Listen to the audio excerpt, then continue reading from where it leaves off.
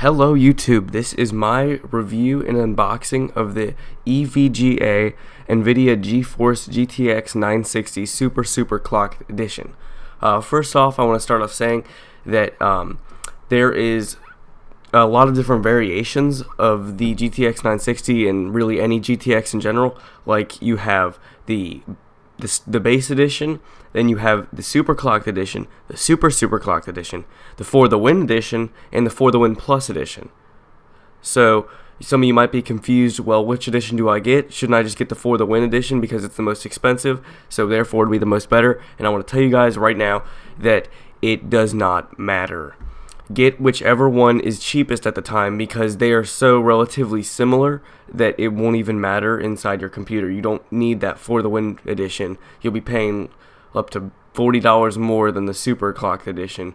Just get whichever one's cheaper at the time, but I wouldn't really recommend getting the base edition because the base edition might not be as good at overclocking as the super clocked, the super clocked, and the For the Win.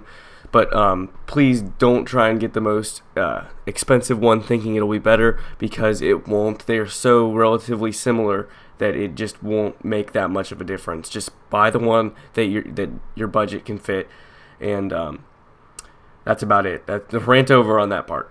But this is GDDR5 memory, and it is very fast. I used it, and this thing is just blows away whatever other it blows away what my max capabilities have. Of course, when you pair it with good RAM and a good CPU, that'll also help.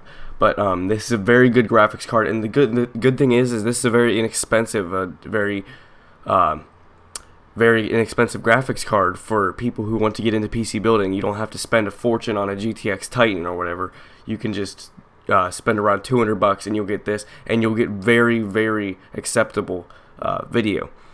But I kind of haven't even talked about what I'm unboxing. So inside the box you have a really cool poster, not the poster they have as a pictured on their Amazon site, but I like this poster better than the one that was pictured on Amazon, so I'm not even mad there.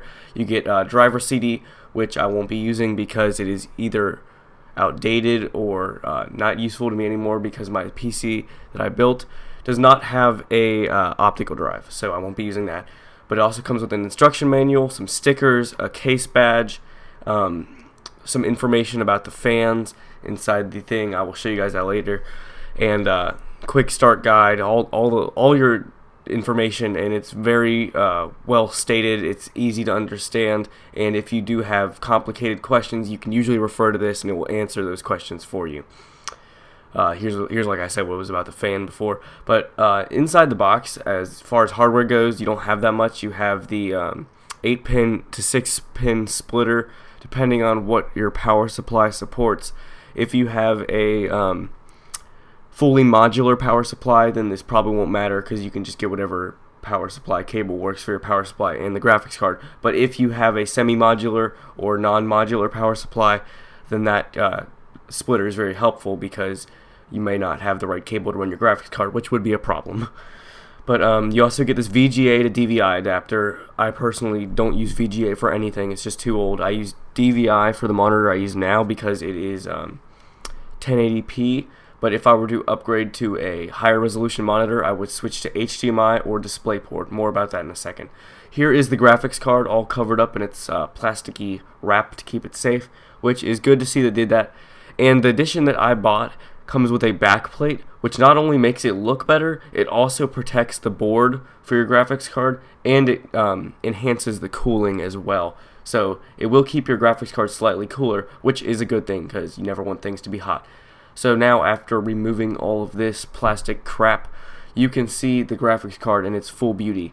I will show you guys later in the video me tapping on the graphics card, but basically this graphics card is almost all metal. The only plastic is the plastic that the fans are made of, and the plastic covering the front side of the graphics card, which is technically the bottom once you put it in your computer. I actually do like the backplate a lot. To me, it looks a lot less ugly than the board, so that's a plus. Plus, it protects it, so there's really no downsides to getting a backplate on yours.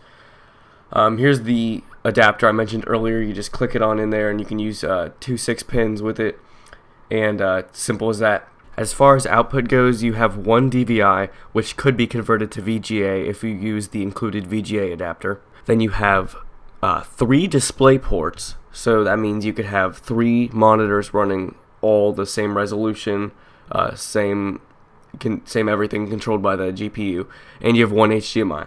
I personally will be using a DVI cable because I just don't have a HDMI or DisplayPort cable handy, and my monitor doesn't even support DisplayPort, so that won't matter.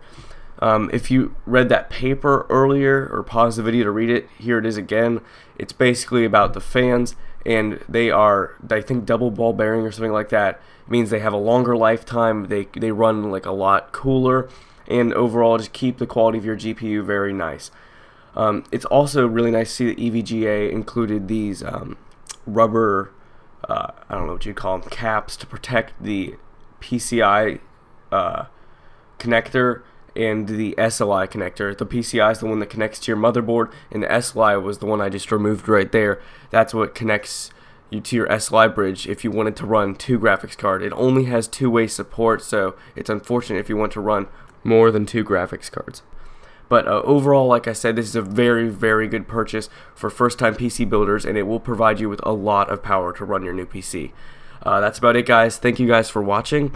If you like the type of videos that I make, please subscribe to my channel, and I will post more. I post as often as I can.